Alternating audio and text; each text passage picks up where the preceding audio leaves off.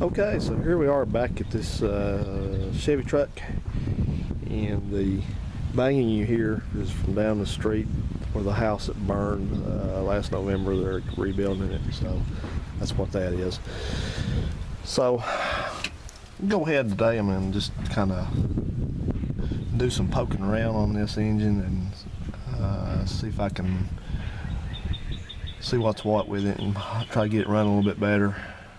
It's got a dead hole in it. It's a dead cylinder, and don't know why yet. That's what I'm going to investigate. Hopefully, if I get lucky, it's just going to be something in the ignition system plug or a plug wire or something in a distributor cap. Of course, like I said in another video, it can get worse from there. You can have something broken in the valve train, or you can have a cam lobe that's wiped out. But I'm hoping for the best. I'm going to keep my fingers crossed because it's not. The bird flew like 6 inches away from me. It's not giving any real bad symptoms, meaning things like hearing, when I hear like a clack or a tick that's in conjunction with that missing cylinder, it's kind of click, click, clack, clack, clack. That's kind of concerning. And then if it's backfiring, like out the carburetor or out the exhaust, that's also concerning, but it's not doing that, so it's just missing. So what I always do when I have something like this to investigate, I always follow the KISS rule.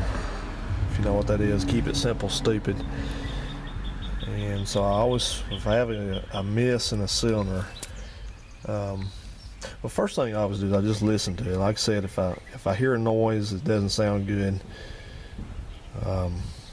or when you spin the engine over, if it sounds like one cylinder's lost compression, it speeds up momentarily. You can always hear that. That'll kind of tip you off right away that you got more going on than you were hoping. Wonder how many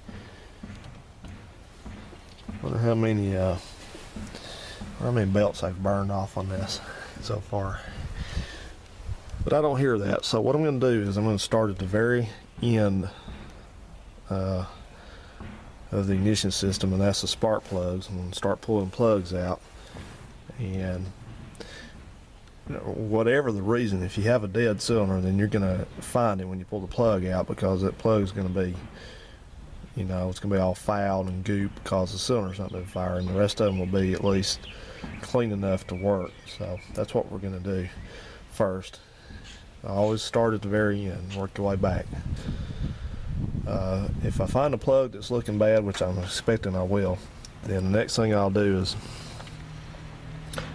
I'll put a spark tester on that wire and see if it has a spark getting out to it. If it does not, I don't know, I got to go further up. If it does, I know that I had a plug issue.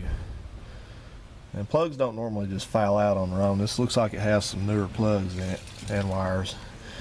But that carburetor with the choke being closed up on it, then it's been running bad for a while anyway. So, when you got an engine like this, it's got untold miles on it.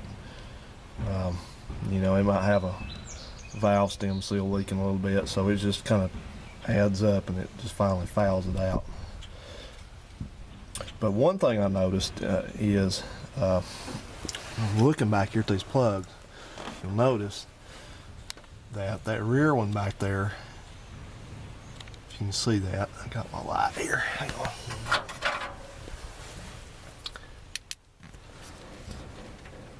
The rear plug back there, you see that plug, how far out that plug is? That's got a non-fouler in it. And I don't like seeing that, because non-fouler is used to keep the plug out of the cylinder, to keep it, like if you're burning a whole bunch of oil and it's fouling your plug out, it kind of, it's a band-aid. It pulls the plug out further so it'll go further without fouling it out. So I don't like that. So the first plug I'm going to pull out is going to be that one. So that's my number one suspect. But the thing is, I want to just tell you guys something. If you've been working on cars, you already know this, but it pays to be a good diagnostician when you start in on something like this. I know a lot of times people, when they have a miss, I think we got a mockingbird fight going on here. It's their second pass, and that was a low pass. But a lot of people, they get enjoyment out of being able to go to the parts store, spending $100 on parts. Well, we're just going to get a distributor cap, rotor, plugs, plug wires. We're going to throw all this on, and that should fix it. And it probably will, but that's okay if you like to take chances. I don't like to take chances. I don't like to waste money. So I like to get to the root cause of the problem. I'm not going to just throw parts at you. When you hear people say stuff like, well, I think it might be this, or it could be this, or somebody told me this, you're bound to spend a whole bunch of money, and most of it unnecessarily. Part of being a good mechanic is not just throwing parts at something.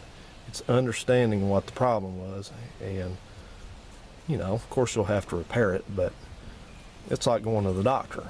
If you got a painful knee joint and you go to the doctor, and the doctor says, well, your knee hurts, so what we're going to do is we're just going to cut this leg off and we're going to give you a new artificial leg, and that'll fix it. Yeah, it'll fix it, but it wasn't necessary.